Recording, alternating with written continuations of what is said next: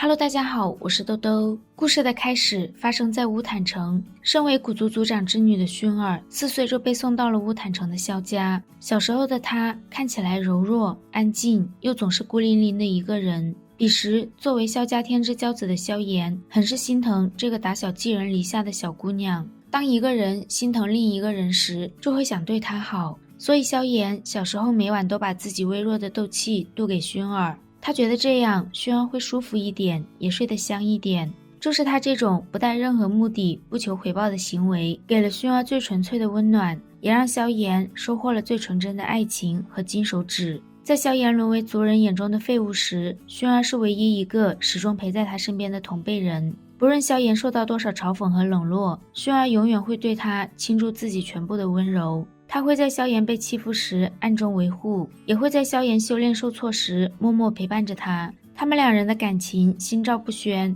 而薰儿也成了萧炎成长路上最温暖、最坚实的精神支柱。薰儿在前往迦南学院前，和萧炎定下了1年后重逢的约定。萧炎在努力完成他的3年之约时，薰儿也在外院默默修炼，坚持等着他的到来。当萧炎来到迦南学院，看到薰儿的那一刻，他心头那些过往的阴霾一扫而空。这段日子对薰儿和萧炎来说都是十分美好的。在这里，他们两人并肩修炼，与好友创建盘门。因为萧炎说想看到那个耀眼的自己，薰儿便不再藏拙。他在强榜大赛中3招击溃林修崖，实力震惊整个学院。在他和萧炎最浓情蜜意时，古族的诏令来得猝不及防。但薰儿并没有沉溺在离别的悲伤中，他将地音诀的前2印赠予萧炎，并叮嘱他藏好驼舍古地狱的秘密。这时候的薰儿并没有忘记他来到萧家的家族使命，但他始终坚守自己内心的情感和底线，从未因为家族任务而背叛萧炎。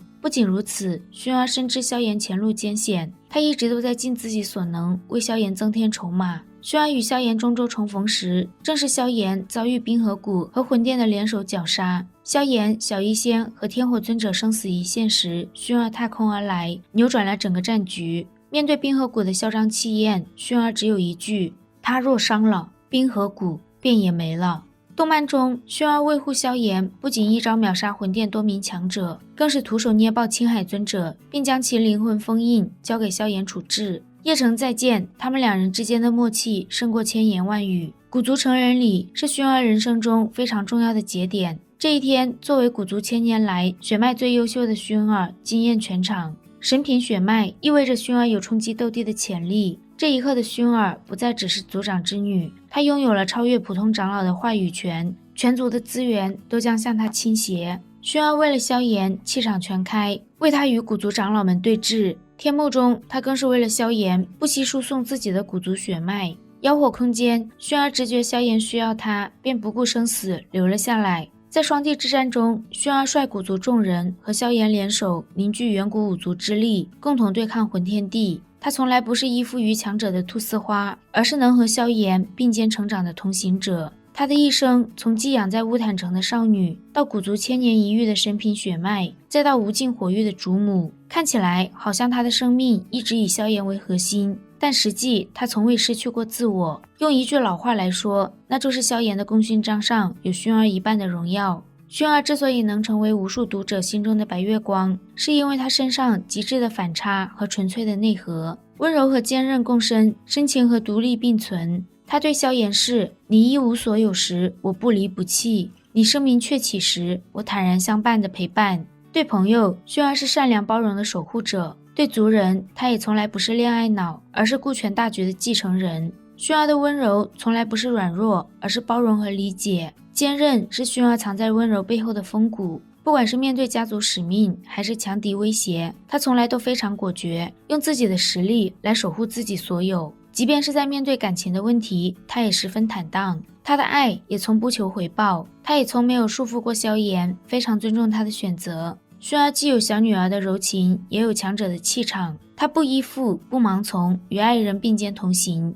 以上种种是薰儿能成为原著核心女主的根本原因。但在动漫中，薰儿却走上了一条充满争议的路。原著中塑造的薰儿温柔坚韧、深情纯粹，内核超强，魅力十足。动漫中薰儿的建模非常拉胯，她的戏份也被边缘化，不少高光被删减。这些也导致薰儿成为国漫改编中原著人气和动漫呈现出来的反差巨大的典型角色。因为制作组的诸多问题，导致薰儿陷入全网的争议漩涡，其中她的建模是被吐槽的重灾区，甚至成为了国漫女主建模的反面教材。薰儿第一季的建模颜值完全撑不起女主的气场，迦南学院篇虽然有所优化，但面部辨识度依旧不高。而到了中州和古族篇，薰儿的建模即便再度升级过，但那张网红化严重的脸以及繁琐却毫无威严的服饰，都被网友吐槽像迎宾小姐。要知道，当初云云凭借她温婉大气的形象和与萧炎意难平的感情戏，人气一度反超薰儿。而这个反超，想必很多人都是因为建模的原因。毕竟谁不爱知性温柔年上大姐姐呢？彩铃现在的建模虽然也不太好，但曾经蛇人族女王时期的她霸气十足，美艳无比。而薰儿的建模从始至终都是敷衍了事，哪怕经过多次修改，制作组依旧没有抓住她的角色精髓。建模是薰儿在动漫中立的第一节，戏份被边缘化和删减属于她的高光，则是最让人对制作组不满的。原著中，薰儿贯穿了萧炎成长的全程，她的很多名场面都是推动剧情、升华感情的关键。但在动漫中，薰儿的存在感被刻意弱化，大量戏份被删减，高光时刻更是被简化，完全没有还原角色本身的魅力。动漫直接将薰儿改成了一个只有深情标签、没有灵魂的工具人。而最重要的，则是动漫放大了薰儿的深情，弱化了她原著中表现出的独立和强大，让薰儿沦为了萧炎的附庸，失去了她的独立人格。这一层层叠加，导致薰儿本该万丈光芒的女主人生，陷入了人气不如配角的尴尬境地。动漫版的薰儿是角色内核和制作呈现严重脱节的典型。这不仅仅是一个角色的改编遗憾，更是国漫改编重配角轻女主重流量轻内核的缩影。虽然目前斗破的情况，里面的角色一个比一个拉，建模一个比一个敷衍，但依旧让人对薰儿感到可惜。当然，兜兜觉得可惜的还有整个斗破的 IP，3年之约真的是巅峰。再次希望大家追得慢，永远不会碰到这种制作方。好啦，今天的视频到这里就结束了，我们下期再见，拜拜。